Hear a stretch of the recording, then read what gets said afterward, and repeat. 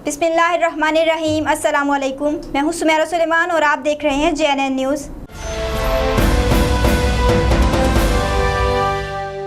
खानपुर के इलाका चौक फैज़ाबाद में हादसात रोज़ का मामूल। स्पीड ब्रेकर बनाकर हादसात से बचा जा सकता है।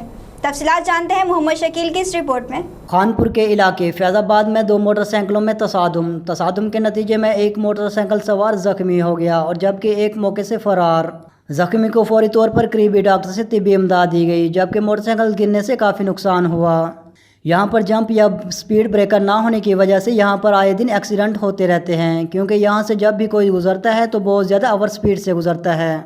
घर के करीब रोड होने की वजह से अक्सर बच्चे भी मोटरसाइकिल की ज़िद में आ जाते हैं। इलाका मकीनों ने आला हकाम से यहाँ पर स्पीड ब्रेकर या जंप बनाने का मुतालबा किया है।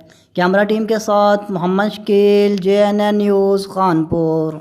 जी बहुत शुक्रिया मोहम्मद शकील, तफसीलात से आगाह करने के लिए। मज़ीद खबरों और अपडेट्स के लिए देखते रहिए JNN न्यूज़।